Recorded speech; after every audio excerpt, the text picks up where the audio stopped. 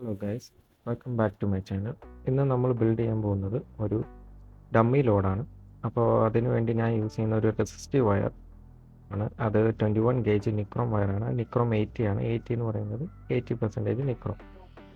അപ്പോൾ ഈ വയറിൻ്റെ ഡയമീറ്റർ എന്ന് പറയുന്നത് 0.7 ആണ്. റെസിസ്റ്റൻസ് 2.8 പെർ മീറ്റർ ഉണ്ടാവും. ഒരു മീറ്ററിന് 2.8 ഓം നമുക്ക് ലഭിക്കും. അപ്പോൾ നമുക്ക് ഒരു മീറ്റർ നമുക്കിത് നീളത്തിലെടുക്കാൻ ബുദ്ധിമുട്ടായതുകൊണ്ട് നമ്മളത് കോയിലാക്കും.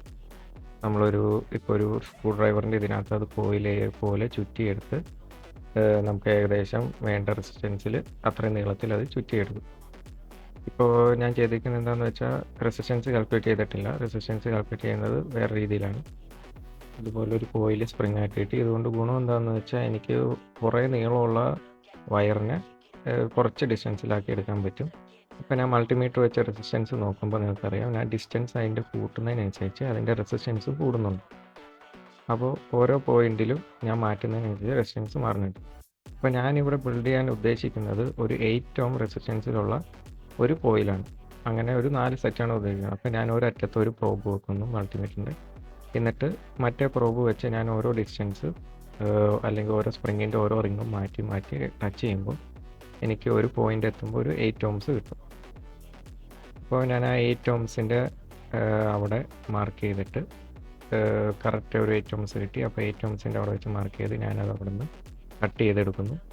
അപ്പോൾ എനിക്ക് 8 ഓംസിൻ്റെ ഒരു കോയിൽ കിട്ടി. അങ്ങനെ ഇതുപോലെ 8 ഓംസിൻ്റെ ഒരു 4 കോയിൽ ഞാൻ വേറെ റെഡിയാക്കി വെച്ചത്. ഇനി ഇതെല്ലാം കൂടെ വെക്കുന്നതിന് വേണ്ടി ഒരു സ്റ്റാൻഡ് വേണം, അല്ലെങ്കിൽ ഒരു എൻക്ലോസറിന് പോലെ എല്ലാം കൂടെ ഒതുക്കി വെക്കുന്നതിന് വേണ്ടി ഒരു ബോർഡ് ഞാൻ എടുത്തിട്ടുണ്ട്. ഒരു വൈറ്റ് കളർ ബോർഡ്, ഒരു പ്ലാസ്റ്റിക് ഇതായിട്ടുള്ള കോമ്പൗണ്ടായിട്ടുള്ള ബോർഡാണ്. പിന്നെ നീളത്തിലുള്ള പീസുകൾ. അപ്പോൾ ഓരോ പീസും ഞാൻ ഇങ്ങനെ അതിൻ്റെ മെഷർമെൻ്റ് അനുസരിച്ച് കട്ട് ചെയ്ത് ലെങ്ത്തിനെടുത്തു. എങ്ങനെയാണ് ഉദ്ദേശിക്കുന്നതെന്ന് വെച്ചാൽ ഇങ്ങനെ നീളത്തിൽ കോയിൽ വെക്കുന്നതിന് വേണ്ടിയാണ്. അപ്പോൾ രണ്ടറ്റത്തും ആ കോയിലിൻ്റെ 2 എൻഡ് വരും എന്ന രീതിയിലാണ് ചെയ്തിരിക്കുന്നത്. ഇങ്ങനെ ചെയ്യുമ്പോൾ എനിക്ക് ഗുണം എന്താണെന്ന് വെച്ചാൽ ഇൻഡിവിജ്വൽ കോയിൽ എനിക്ക് അതിൻ്റെ 2 അറ്റം കണക്ഷനായിട്ട് കിട്ടും. ആ 2 അറ്റത്തും ഞാൻ ഓരോ ടെർമിനൽ ബ്ലോക്ക് അല്ലെങ്കിൽ എന്തെങ്കിലും കണക്റ്റേഴ്സ് ആഡ് ചെയ്യും. അതുവഴി എനിക്ക് ഇഷ്ടമുള്ള രീതിയിൽ അത് കസ്റ്റമൈസ് ചെയ്ത് പല രീതിയിലുള്ള ലോഡുകളായിട്ട് യൂസ് ചെയ്യാൻ പറ്റും. അപ്പോൾ മൗണ്ട് ചെയ്യുന്നതിന് വേണ്ടി 2 അറ്റത്തും ഇതുപോലുള്ള നീളത്തിലുള്ള പീസുകൾ ചെറുത് എടുത്ത് ഒട്ടിച്ച് വെക്കുന്നു. അത് ഒട്ടിക്കാൻ വേണ്ടി ഞാൻ യൂസ് ചെയ്യുന്നത് ഫെവിക്വിക്ക് അല്ലെങ്കിൽ സൂപ്പർ ഗ്ലൂ, ഏത് ടൈപ്പാണ് യൂസ് ചെയ്യുക. ഞാൻ ഫ്ലെക്സ് ക്വിക്കാണ് യൂസ് ചെയ്യുന്നത്. ഇതുപോലെ മൗണ്ടിങ് ഇത് ചെയ്തതിൻ്റെ ഗുണം എന്താണെന്ന് വെച്ചാൽ കോയിൽ ഇച്ചിരി ഈ ബോർഡിൽ നിന്നും പൊങ്ങി നിൽക്കും. അപ്പോൾ ഞാൻ റെസിസ്റ്റീവ് ലോഡായിട്ട് യൂസ് ചെയ്യുന്നതുകൊണ്ട് എന്തായാലും അതിനകത്ത് ഹീറ്റിംഗ് ഉണ്ടാവും.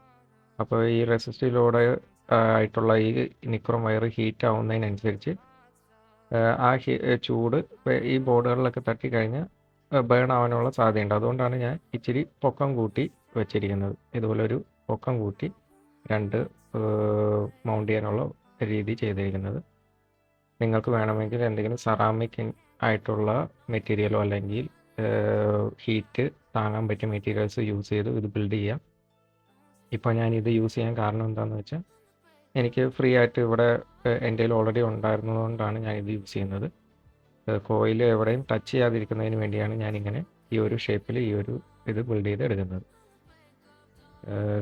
അതുപോലെ തന്നെ സാൻഡ് പേപ്പർ വെച്ച് ഫുൾ എഡ്ജ് ഒന്ന് സാൻഡ് ചെയ്ത് എല്ലാം ഒന്ന് സ്മൂത്ത് ചെയ്ത് എടുക്കുന്നു.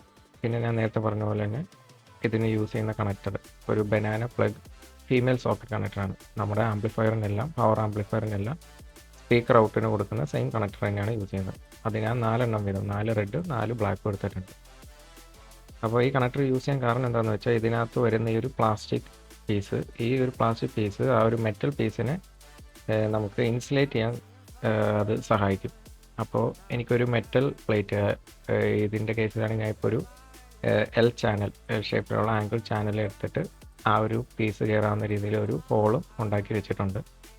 അപ്പോൾ എനിക്ക് ഇത് അലുമിനിയമാണ്. അപ്പോൾ മെറ്റലായിട്ടുള്ള എന്തെങ്കിലും നട്ടും ബോൾട്ട് വെച്ച് കണക്ട് ചെയ്ത് കഴിഞ്ഞാൽ ഇത് ഷോർട്ട് ആവും. അപ്പോൾ അത് അങ്ങനെ വരാണ്ടിരിക്കാനാണ് ഞാൻ ഇങ്ങനെ കണക്ടർ യൂസ് ചെയ്തത്. ഈ കണക്ടർ യൂസ് ചെയ്യുന്നതുകൊണ്ട് ഗുണം എന്താണെന്ന് വെച്ചാൽ ഇതുപോലെ സ്പേസർ നമുക്ക് അതിൻ്റെ ഉള്ളിലേക്ക് ഈ മെറ്റൽ പാർട്ട് കയറിയിരിക്കുന്നത് കൊണ്ട് 2 കണക്ടർ തമ്മിൽ ഒരു കോണ്ടാക്റ്റും വന്നില്ല. അപ്പോൾ അത് സേഫ് ആയിരിക്കും. ഇപ്പോൾ ഒരെൻഡിൽ ഒരു കണക്ടർ കയറ്റി മറ്റേ എൻഡിൽ അതിൻ്റെ പ്ലാസ്റ്റിക് പീസ് ഒരു ലോക്ക് പോലെ ഒരു മെക്കാനിസം ഉണ്ട്, അത് ലോക്ക് ചെയ്ത് വെച്ച് കഴിഞ്ഞ് നട്ട് ചെയ്ത് ഇട്ട് ടൈറ്റ് ചെയ്ത് വെച്ച് കഴിഞ്ഞാൽ പിന്നെ ആ ഒരു നട്ട് ടൈറ്റ് ചെയ്യണ ഭാഗത്തും പിന്നെ അപ്പുറത്ത് ആ ലെഗ് കണക്ട് ചെയ്യുന്ന ഭാഗത്തും അല്ലെങ്കിൽ വയർ കണക്ട് ചെയ്യുന്ന ഭാഗത്തും മാത്രമേ അതിൽ കോണ്ടാക്ട് ഉണ്ടാവുള്ളൂ. ആ ഒരു ആംഗിൾ പീസിൽ നിന്ന് കംപ്ലീറ്റ് ആയിട്ട് ഐസൊലേറ്റ് ചെയ്യാം. അപ്പോൾ ഈ ആംഗിൾ പീസ് ഞാൻ സ്ക്രൂസ് യൂസ് ചെയ്ത് ഇതിൽ ഫിറ്റ് ചെയ്തു. ഇപ്പോൾ ഞാൻ ഈ പ്ലാസ്റ്റിക് ആ ഒരു മെറ്റീരിയൽ യൂസ് ചെയ്തുകൊണ്ട് ഈസിയാണ് സ്ക്രൂ ഒക്കെ ഫിക്സ് ചെയ്യാൻ. ഇതിൽ ഞാനിപ്പോൾ യൂസ് ചെയ്യുന്ന ഒരു ഡ്രൈവാൾ സ്ക്രൂ ആണ്. നിങ്ങൾക്ക് ഏത് ടൈപ്പ് വേണമെങ്കിൽ സ്ക്രൂ യൂസ് ചെയ്യാം. പക്ഷേ ഞാനിപ്പോൾ ഡ്രൈവാൾ സ്ക്രൂ യൂസ് ചെയ്ത് വേറൊരു പ്രശ്നം പറ്റിയത് എന്താണെന്ന് വെച്ചാൽ ഈ കണക്ടറിൻ്റെ ഹോളിൻ്റെ നേരെ താഴെയാണ് ഞാൻ ഡ്രൈവാൾ സ്ക്രൂ ചെയ്യാനുള്ള ഹോൾ ഇട്ടിരുന്നത്. അതുകൊണ്ട് അത് കണക്ടറിൽ മുട്ടുന്നുണ്ടായിരുന്നു.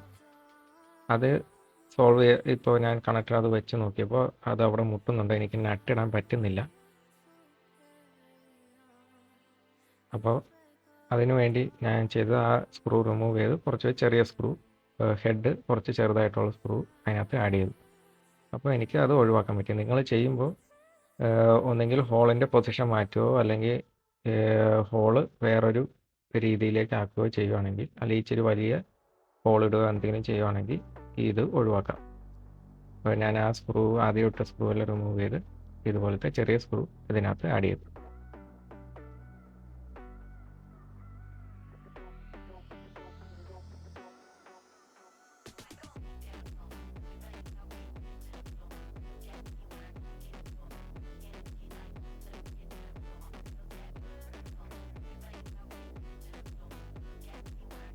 ഇതുപോലുള്ള കണക്റ്റേഴ്സ്, തെർമൽ കണക്റ്റേഴ്സ് യൂസ് ചെയ്യുന്നതിൻ്റെ ഗുണം ഇതാണ്.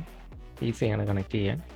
നമുക്ക് ജസ്റ്റ് ആ ഒരു പ്ലാസ്റ്റിക് പീസിൻ്റെ അത്രയുള്ളൊരു ഹോൾ ഇട്ടാൽ മതി. ഇതിൻ്റെ കൂടെ തന്നെ വാഷറും 2 നട്ടും വരുന്നുണ്ട്.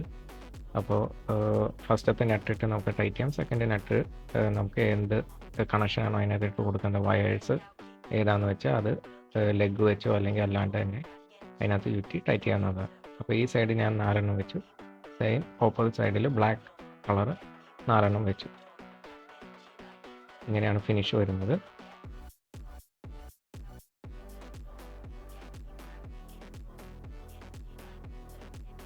ഇനി നമ്മുടെ 8 ohmsൻ്റെ ആ ഒരു കോയിൽ ഓരോന്ന് നമുക്ക് ഒരെൻഡ് ഈ ബ്ലാക്കിലും ഒരെൻഡ് റെഡിലും, ഒരു കോയിലിൻ്റെ ഒരെൻഡ് ബ്ലാക്ക് ടെർമിനലിലും വരും, ഒരെൻഡ് റെഡ് ടെർമിനലിലും വരും.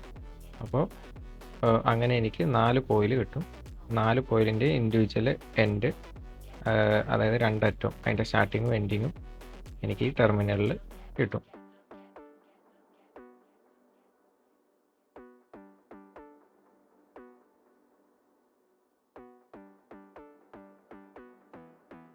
ഇങ്ങനെ കോയിലിൻ്റെ 2 അറ്റവും ഒരറ്റം റെഡിലും ഒരറ്റം ബ്ലാക്കിലും കണക്ട് ചെയ്ത് നമുക്ക് റെഡിയാക്കാൻ പറ്റും. പിന്നെ നിങ്ങൾ ശ്രദ്ധിക്കേണ്ട ഒരു കാര്യം, കോയിൽ നമ്മൾ മെഷർമെൻ്റ് എടുക്കുമ്പോൾ ഓംസ് ഇച്ചിരി കൂട്ടിയെടുക്കുക, നീളം ഇച്ചിരി കൂട്ടിയെടുക്കുക. അപ്പോൾ നമുക്ക് ഇച്ചിരി അഡ്ജസ്റ്റ്മെൻറ്റ് കിട്ടും. അപ്പോൾ നമ്മളിത് ഈ ടെർമിനൽ കണക്ട് ചെയ്യുമ്പോൾ അതിൻ്റെ റെസിസ്റ്റൻസും കൂടെ വരുന്നതുകൊണ്ട് ഇച്ചിരി നീളം കൂട്ടിയെടുക്കുക. അപ്പോൾ എല്ലാം കഴിഞ്ഞ് ഫിനിഷ് ചെയ്ത് ഇങ്ങനെയായിരിക്കും ഇരിക്കുക. അപ്പോൾ ഇത്രയേ ഉള്ളൂ നമ്മുടെ ഡമ്മി ലോഡ്. സിമ്പിളാണ്. നമുക്ക് ജസ്റ്റ് ഒരു മൗണ്ട് ചെയ്യാൻ എന്തെങ്കിലും ഒരു പീസ് എന്തെങ്കിലും വേണമെന്ന് മാത്രമേ ഉള്ളൂ. സിമ്പിളായിട്ട് കോയിൽ ചുറ്റി ഇങ്ങനെ ബിൽഡ് ചെയ്യാം. ഇനി ഇതിനകത്ത് ഈ കോയിലിനകത്ത് എങ്ങനെയാണ് ഞാൻ ഓരോ റെസിസ്റ്റൻസ് എടുക്കുന്നത് എങ്ങനെയാണെന്ന് ചോദിക്കാം. അപ്പോൾ ഒരു കോയിൽ 8 ohm, അങ്ങനെ 4 8 ohmsൻ്റെ 4 ഉണ്ട്. ഓരോ കോയിലിനും 2 അറ്റമുണ്ട്. ഒരറ്റത്ത് ഞാൻ A1 B1 C1 D1 എന്ന് കൊടുത്തു, മറ്റേ അറ്റത്തിന് A2 B2 C2 D2 എന്ന് പേര് കൊടുത്തു. അപ്പോൾ ഒരു കോയിലിൻ്റെ 2 അറ്റം ടെർമിനലുകൾ. ഇനി നോക്കേണ്ടതാണ് സീരീസ് പാരലൽ കണക്ഷൻ. നമുക്ക് റെസിസ്റ്റൻസ് സീരീസ് ആയിട്ടും പാരലായിട്ടും കണക്ട് ചെയ്യാം. അങ്ങനെ കണക്ട് ചെയ്യുമ്പോൾ സീരീസ് ആയിട്ട് കണക്ട് ചെയ്യുമ്പോൾ ആ റെസിസ്റ്റൻസിൻ്റെ ടോട്ടൽ അതിൻ്റെ R1 + R2 + R3 ആ പിക്ചറിൽ കാണുന്ന പോലെ ആ റെസിസ്റ്റൻസിൻ്റെ എല്ലാം കൂടെ സം ആയിരിക്കും. കൂട്ടിക്കഴിഞ്ഞാൽ അതിൻ്റെ ടോട്ടൽ റെസിസ്റ്റൻസ് കിട്ടും. അതേസമയം പാരലൽ വരുമ്പോൾ 1/R1 + 1/R2 + R3 അങ്ങനെ ചെയ്യണം. ആ ഇക്വേഷൻ വെച്ച് ചെയ്താലേ നമുക്ക് പാരലൽ കണക്ഷനിൽ ഒരു റെസിസ്റ്റൻസ് കണക്ട് ചെയ്താൽ കിട്ടുള്ളൂ. അപ്പോൾ നമുക്ക് ഇപ്പോൾ 8 ohms ആണ് എനിക്ക് വേണമെന്നുണ്ടെങ്കിൽ എനിക്ക് സിമ്പിളായിട്ട് 8 ohms, ഒരു കോയിൽ 8 ohms ആണ്. അപ്പോൾ അതിൻ്റെ 2 അറ്റം എനിക്ക് ലോഡ് കണക്ട് ചെയ്യാം. A1ഉം A2ഉം യൂസ് ചെയ്ത് ഒരു ലോഡായി, B1 B2 ഒരു load, C1 C2 D1 D2 അങ്ങനെ ഇൻഡിവിജ്വൽ 4 8 ohm ലോഡ് എനിക്ക് കിട്ടും. ഇനി 4 ohm ലോഡാണ് എനിക്ക് വേണമെങ്കിൽ A1 B1ഉം ഞാൻ ഷോർട്ട് ചെയ്യും, A2ഉം B2 ഷോർട്ട് ചെയ്യും. അപ്പോൾ 8 ohmൻ്റെ 2 ലോഡ് പാരലായിട്ട് കിട്ടി. അപ്പോൾ 8 ohmൻ്റെ 2 ലോഡ് നമ്മുടെ ഇക്വേഷൻ വെച്ച് പാരൽ ചെയ്ത് നമ്മൾ നോക്കുമ്പോൾ നമുക്ക് 4 ohm ആയിട്ട് കിട്ടും. അതായത് 8 ohm 2 പാരൽ വരുമ്പോൾ ഇക്വേഷൻ വെച്ച് കാൽക്കുലേറ്റ് ചെയ്ത് അറിയാൻ പറ്റും, 4 ohm കിട്ടും. സെയിം തന്നെ C1 D1 C2 D2 അങ്ങനെ 4 ohmൻ്റെ 2 ലോഡ് എനിക്ക് കിട്ടും. ഇനി 2 ohm ആണ് എനിക്ക് വേണമെന്നുണ്ടെങ്കിൽ A1 B1 C1 D1 A2 B2 C2 D2 എന്ന് വെച്ചാൽ ഈ ലോഡിൻ്റെ ഒരു സൈഡ് ഫുള്ളും ഷോർട്ട് ചെയ്യും, മറ്റേ സൈഡും ഫുള്ള് ഷോർട്ട് ചെയ്യും. അപ്പോൾ 8 ohms 4 ലോഡും പാരലായിട്ട് വരും. സെയിം നമ്മൾ ഇക്വേഷൻ വെച്ച് കാൽക്കുലേറ്റ് ചെയ്ത് നോക്കുമ്പോൾ അറിയാം, 8 ohms ലോഡ് 4 പാരൽ വരുമ്പോൾ 2 ohms കിട്ടും. ഇനി 16 ohm ആണ് എനിക്ക് വേണമെന്നുണ്ടെങ്കിൽ A2ഉം B2ഉം ഷോർട്ട് ചെയ്ത് A1 B1 എടുത്തു, ഇൻപുട്ടായിട്ട് കൊടുക്കും. A1 B1 ഇൻപുട്ടായിട്ട് കൊടുക്കുന്നു. അപ്പോൾ എന്ത് ചെയ്യുന്നതെന്ന് വെച്ചാൽ 8 ohmൻ്റെ 2 സീരീസ് ആയിട്ട് വരും. സീരീസ് ആയിട്ട് വരുമ്പോൾ 8 + 8 16 ohm കിട്ടി. സെയിം തന്നെ C2 D2 C1 D1. ഇനി എനിക്ക് 32 ohm ആണ് വേണമെന്നുണ്ടെങ്കിൽ ഈ 8 ohmൻ്റെ 4 ലോഡും സീരീസ് ആയിട്ട് കൊടുക്കുക.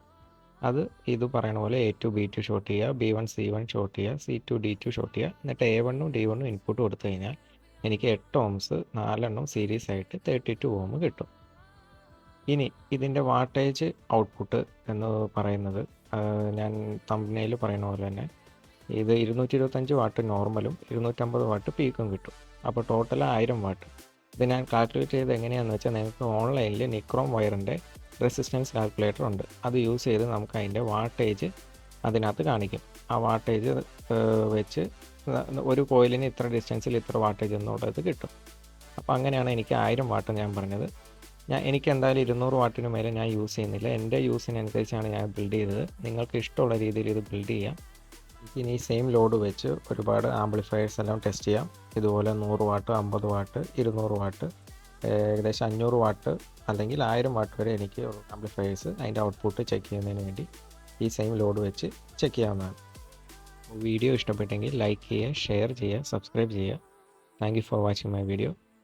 നെക്സ്റ്റ് ഒരു വീഡിയോ വരുന്നത് വരെ ബൈ ബൈ.